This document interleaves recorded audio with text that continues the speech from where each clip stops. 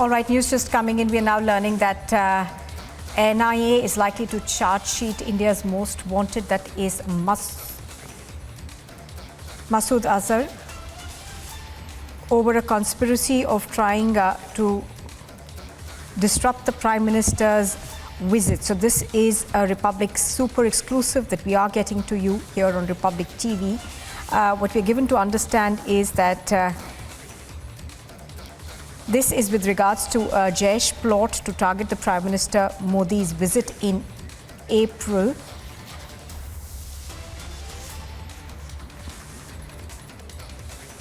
So what we know right now is that the NIA will be presenting the charge sheet in the case. The Jaish chief Masood Azhar has been named in the NIA's charge sheet. The Jaish had planned to disrupt Modi's Jammu and Kashmir visit on April 24.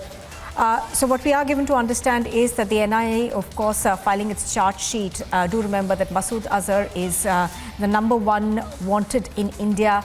We are given to understand that in this particular charge sheet that's been filed against him, there are specific charges that are laid out against Masood Azhar. One of them, of course, is that the Jaish-e-Mohammed had planned to disrupt the Prime Minister's visit to Jammu and Kashmir on the 24th of April. So we're just getting this new information on this. We're going to try and go across to our correspondents just a bit on the ground.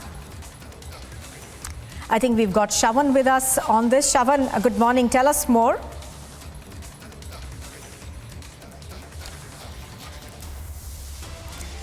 Shavan, if you can hear us, can you give us more details of the NIA's charge sheet that has been filed against Masood Azhar? We are given to understand that one of the key plots, obviously, was to target the Prime Minister's visit to Jammu and Kashmir on the 24th of April. Well, in fact, NIA is all set to file the charge sheet. We are now given to understand that in all likelihood, NIA is going to name Jaish chief Masood Azhar in the charge sheet, which is expected to be filed sometime late this afternoon in Jammu. In fact, Nupura, this is pertaining to the case in which Jaish-e-Mohammed had essentially planned to disrupt Prime Minister Modi's Jammu Kashmir visit on 24th of April earlier this year. And two Jaish terrorists were killed 2 days before the Prime Minister's rally in Jammu. Essentially, the plan was to carry out major terror strikes ahead of Prime Minister Modi's Jammu and Kashmir visit. Now, what's important to point out here, Nupur, is the fact that post the abrogation of Article 370, there has been an attempt that has been made by these proscribed terrorist organizations to try and disrupt the law and order situation in the state. Now, what is important to point out here is also the fact that if you look at the numbers in terms of the infiltration, that has also gone down drastically, making it difficult for Pakistan to carry out their nefarious designs. Now, what was essentially happening was that trying to activate these sleeper cells in Jammu and Kashmir, they wanted to carry out major strikes just ahead of the Prime Minister's visit. In fact, just about a few days ago, when the targeted killings were also being carried out, what turned out was a spin was basically being given by these proscribed terrorist organizations even before Union Home Minister Amit Shah's visit just about a few days ago. So if you look at the larger plan in place, is the fact that they wanted to disrupt the law and order situation and project an image that nothing really has changed on the ground due to the application of Article 370. And that's exactly what appears to be the basic motive behind carrying out these strikes in Jammu and Kashmir. All right. So, Shavan, as you're pointing out, of course, and this, as we have seen in the past, has been a concerted effort from Pakistan's side to try and portray that things on the ground in Kashmir are still as they were before the abrogation of Article 370. But the fact of the matter is the manner in which Kashmir has opened up has obviously, found a resonance across the world, and that's what's troubling Pakistan. Well, there's absolutely no doubt about the fact that it has been troubling Pakistan for quite some time, especially when you see the separatists who were essentially working at the behest of Pakistan's ISI have been completely neutralized. The separatists do not have the hold that they enjoyed at some point in time. That is exactly why the Band hartals that were essentially called by the separatists were never essentially followed. What has also changed is that major developmental projects that have been undertaken by the administration in Jammu and Kashmir is the path forward. However, having said that, there are several challenges that the administration essentially faces at this point in time.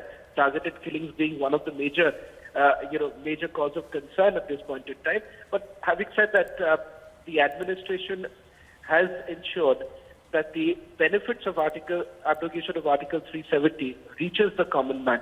And more importantly, the focus right now is also to ensure that the democratic means are also restored in Jammu and Kashmir. The work essentially being that the elections to take place as soon as possible. Those are certain plans that they have, but that is exactly what has irked Pakistan's ISI, and that is exactly why they are essentially trying to ensure that using these proscribed terrorists who are still based in Jammu and Kashmir to try and disrupt the normal functioning and the law and order situation. Now, Shavan, the timing of this NIA charge sheet is also interesting because there is an Interpol conference that is on. The FIA chief is also there at the conference, and we are given to understand that he has chosen to remain mum about the whereabouts not just of Masood Azhar but also Dawood Ibrahim, two of the most wanted in India.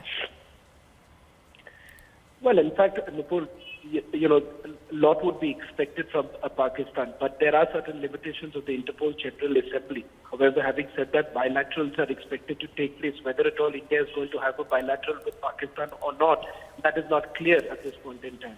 The representatives who have actually come in from the FIA are mere puppets. They are not in a position to perhaps make any comment, or for that matter, they are not in any position to even make any commitments. And the Interpol General Assembly is not essentially a platform where they would be discussing this. But having said that, this is not the first time that India has basically produced enough evidence of the fact that several of these fugitive criminals, proscribed terrorists, have been given refuge. In fact, they are more like state guests for Pakistan. So despite mounting evidence, not much has really been done by Pakistan so far. All right, Shavan Sen reporting on that. Thank you very much. We're going to try and go across to Gursimran also, who has more details of the NIA's charge sheet that's been filed. Now, the specific charges that we understand that have been put in the charge sheet is that there was a conspiracy, I beg your pardon, to disrupt the Prime Minister's visit in April, and the charge sheet also names Masood Azhar. I think we're going to try and go across to Gursimran. He may have more specific details. All right, we don't have him. But what we know so far is that the NIA is going to be filing its charge sheet against Masood Azhar.